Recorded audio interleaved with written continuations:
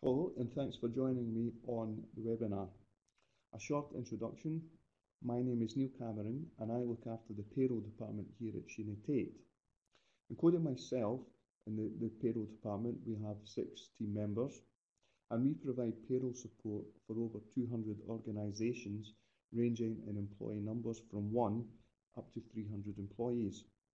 And I've been involved with payroll for 25 years, and over the last 5 or 6 years, I've seen many challenges within the payroll function, including the introduction from April 2017 of the Apprenticeship Levy, pension auto-enrolment and also re-enrolment has started, and also the ongoing compliance involved with the introduction of the living wage and the Scottish rate of income tax. Therefore, it is important that you plan ahead and have processes in place and don't miss any changes in legislation. During this webinar, I will provide you with an overview of automatic re-enrolment, the Apprenticeship Levy, and also an update on the living wage and the Scottish rate of income tax. So the first subject that we'll cover today is re-enrolment. However, just before we go on, every employer in the UK is required to help more of their workers to save for retirement by providing a workplace pension scheme. People are living longer, yet too many people are not saving enough or not saving at all for retirement. And the new auto-enrolment rules make it easier for millions of people to build up a pension. Employers must automatically enrol employees into their pension scheme. If the employee does not want to be in the pension scheme, then the employee must actively make the decision to opt out. So moving on to our first subject of today, which is re-enrolment. We'll cover what is re-enrolment, who will it affect, choosing a re-enrolment date, how you deal with opt-outs, and also a short action plan to help you through the process. So what is re-enrolment? It's a process of automatically putting eligible workers back into the automatic enrolment pension scheme. And it's the employer's responsibility to make arrangements to establish active membership of the pension scheme again for affected employees. Secondly, who will it affect? All employers must re-enrol their eligible workers who are no longer in the pension scheme, and that's because they chose to opt out or cease membership after the employer staging date back into the pension scheme, and this happens on a 3-yearly cycle.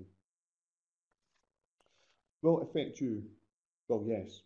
This needs to occur approximately 3 years after your business has staged for auto-enrolment. The pension regulator will send a series of letters and emails informing you of what your requirements are and what you need to do. To ensure that you receive these letters and emails, you need to make sure that your contact details are kept up to date, as these may have changed in the 3 years since your original staging date. So moving on to choosing a re-enrolment date. An employer can select the re-enrolment date from any date that falls within a 6-month window, starting 3 months before the 3rd anniversary of your original staging date and ending 3 months after the anniversary. So just a few points to note here for employers. Months mean calendar months. The re-enrolment date is set at the employer level and cannot be varied between different groups of employees. And also postponement is not available for an employer to use at re-enrolment as it is at your initial auto-enrolment staging date.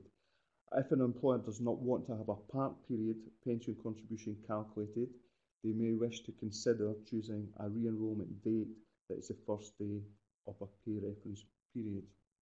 So just an example of a re-enrolment window. In this example, an employer had a staging date of 1st of April 2014. Therefore, the first re-enrolment window is between 1st of January 2017 and 30th of June 2017. And the purpose of this flexibility is to assist where an employer may wish to align the re-enrolment date with other key dates in the business calendar, such as the start of the organisation's financial year, or the date which workers choose their options within a flexible benefits scheme.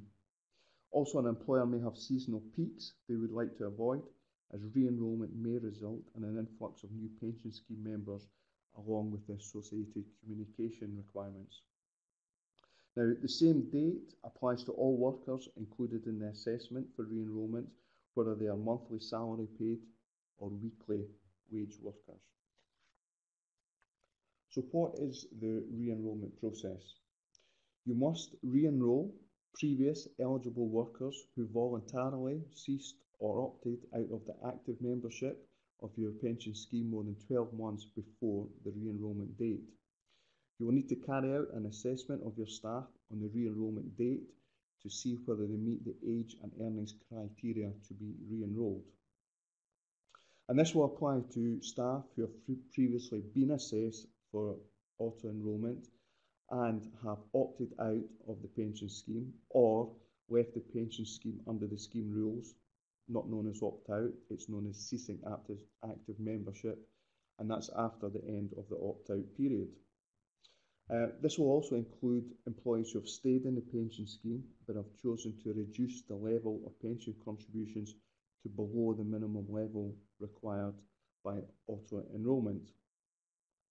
Now, an employer does not have to re-enroll any eligible job holder where any of these 4 events have occurred in the previous 12 months. So there's no need to reassess staff who are already in the pension scheme used for auto-enrolment at age 21 or under, and at state pension age or over, and are being postponed for auto-enrolment due to being a new employee to the organisation under the normal postponement rules. So just a quick recap on the cost of providing a workplace pension scheme to your business. On the slide, you will see the minimum pension contribution rates along with the dates the statutory increases will take place. It was announced in the 2015 autumn statement that the next 2 phases of minimum rate increases would be aligned with tax years.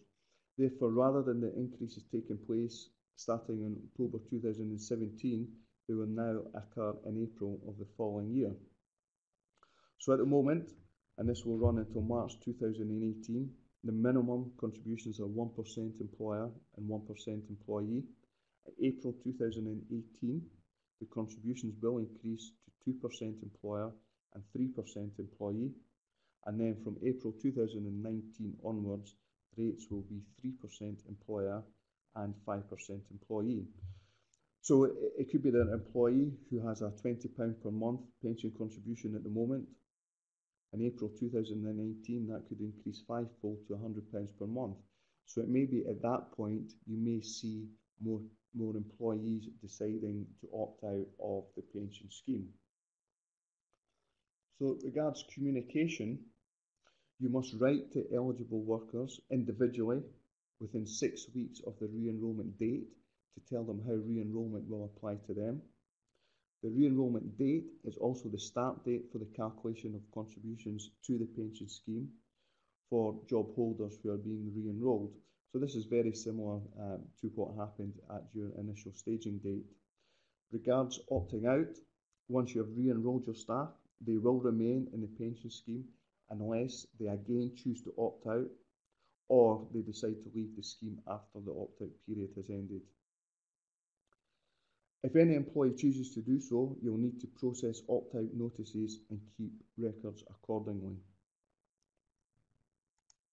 Now regarding compliance, before your staging date, there are responsibilities you must meet. So this is your re-enrolment staging date.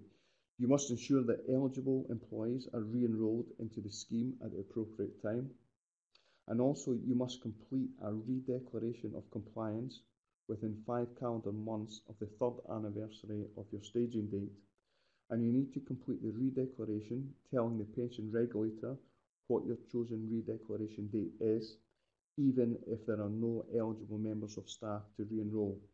And the re-declaration is mandatory. Failure to complete it on time would mean duties have not been met and could result in enforcement action, including fines. So just finally on re-enrolment, a short action plan to help you through the process in terms of planning and implementation. Firstly, choose your re-enrolment date using the 6-month window. Speak with your payroll software supplier regarding the software capabilities, because your payroll software should be able to support you through this process. For anyone involved with payroll or auto-enrolment in your organisation, ensure that practical training is given to these employees. And plan any changes to your payroll process and timetable to ensure that all obligations will be met.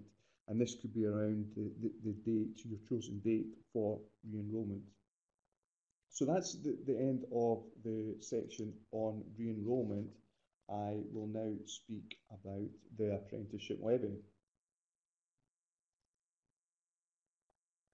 Now, the Apprenticeship Levy was first announced by Chancellor George Osborne in the November 2015 budget, with the aim to raise £3 billion a year to meet a target of 3 million new apprenticeships by 2020.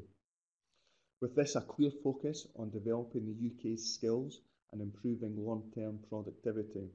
The government is committed to increasing the quantity and quality of apprenticeships, while also putting control of funding firmly in hands of the employer. So what is the Apprenticeship Levy? It will replace all taxpayer funding of apprenticeships for organisations of all sizes, and will start from April 2017 at a rate of 0.5% of an employer's wage bill over £3 million per annum, and this will be paid through your PAYE. I'll cover some examples of the calculation of the Apprenticeship Levy in a few minutes. So who will the changes affect? The government estimates that approximately 22,000 organisations will be required to pay the levy. And will it affect you? Well, if you are an employer with an annual pay bill of more than £3 million per annum or £250,000 per month, you will be affected from April 2017. Now, each employer will receive a £15,000 annual allowance, which can be offset against their levy payment. Any part of the allowance unused in one month can be carried forward to the next month. A connected person rule, which is similar to the one that's used for the employment allowance, will mean that employers who operate multiple payrolls will only be able to claim one allowance for the levy. So we'll look at some pay bill and scenarios over the next few slides. The levy will be charged at a rate of 0.5% on an employer's pay bill, and your pay bill is defined as your total earnings subject to Class 1 secondary national insurance contributions, which is your employer's national insurance contributions. It will be calculated through the payroll process and shown on your payroll reports. So you'll need to consider fluctuating monthly pay bills if you are near to the £250,000 monthly threshold. We must remember that it's not just large employers who will be affected. Some smaller employers will be impacted.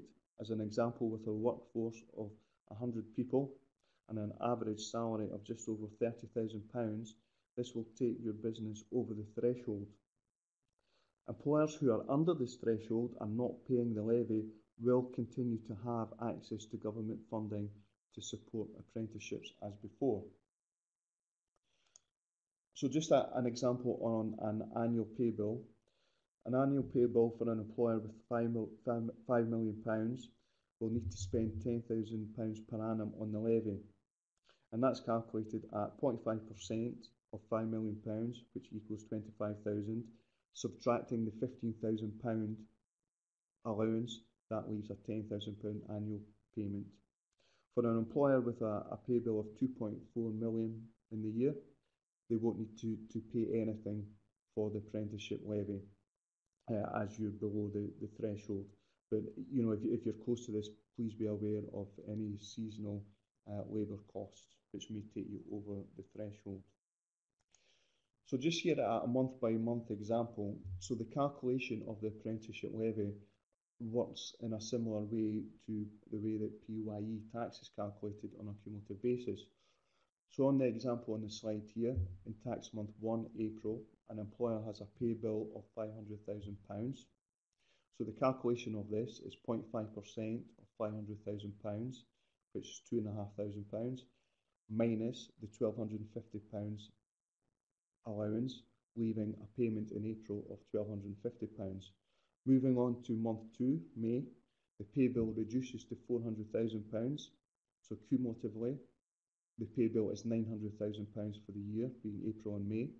So the apprenticeship levy is calculated at £4,500 for the year, minus the allowance of £2,500, leaving a pay bill of £750, taking into account the £1,250 that's been paid in April, and so on. It works on a cumulative basis.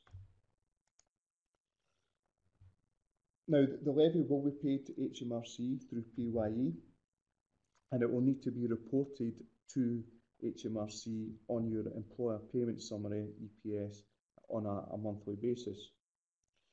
The apprenticeships are a devolved policy, which means that authorities in each of the UK nations manage their own apprenticeship programmes, including how funds are spent on apprenticeship training. A digital apprentice service will support the English apprenticeship scheme. Scotland, Wales and Northern Ireland have their own arrangements for supporting employers to access their apprentices. So Scotland had a consultation and have taken into account the view of employers and wider stakeholders, and are proposing a much broader system to which is being proposed in England, meaning people looking for a way into the workplace will have more options and flexibility, which allows employers to address skills gaps and the training needs of existing employees where a full apprenticeship might not be appropriate. A new workforce development fund has been set up to provide employers with the development training to upskill and reskill their existing workforce. And the fund has been developed with the input of employers through the industry-led Scottish Apprenticeship Advisory Board and shaped by Colleges Scotland and the Scottish Funding Council. So just a short action plan to help you through the apprenticeship levy. Firstly, ensure your employee addresses are up to date. And this may be where you have a workforce that is split between England and Scotland, because the recording will be different in the two nations. Identify your pay bill, ensure that you have financial capability to pay the levy. I was at an event 2 weeks ago and was speaking with someone who have estimated that their apprenticeship levy charge will be £400,000 in the year, so a fairly substantial amount. Decide who is responsible for the apprenticeship levy and apprenticeships in general in your organisation. It may be that you do look to employ apprentices and take advantage of the funding that will be available, so decide who will have responsibility for that. Check your payroll software capabilities, because you will need to report through your payroll software, and keep checking for any updates to the legislation. This is fairly new legislation. It's been introduced in April, so keep checking for any tweaks to the legislation. So just to close off the webinar, we'll talk about a couple of recent changes, which include the national living wage and also the Scottish rate of income tax. So from April 2017, the national living wage, currently £7.20, will be increased to £7.50. And the national minimum wage rate will be increased from £6.95 to £7.05, again from the 1st of April. So this is the first time that the national living wage and the national minimum wage rates have been aligned and increased together. So be aware, know your employees, check their ages, and maybe check the additional cost to you to make sure that you comply with the living wage and the minimum wage rates. And finally, the Scottish rate of income tax from April 17. This is the first time there is a difference, and the difference lies in the start rate of the 40% higher rate band. Scotland will be £43,000 and the rest of the UK will be £45,000, which means an additional £400 from each higher rate taxpayer in a tax year. So that's the end of the webinar today. I hope you found it to be useful. If you have any questions, please don't hesitate to be in touch. My contact details are on the slide. On Wednesday, 22nd of March 2017, I'm presenting a live webinar at 12 noon. And during that webinar, we'll speak about the re-enrolment process in more detail, and also the Apprenticeship Levy. We'll cover more information on the funding and how you actually go about applying for any funding to help with qualifications for your apprentices. So again, I hope you found the webinar to be useful. If you have any questions, please be in touch. Thanks for listening.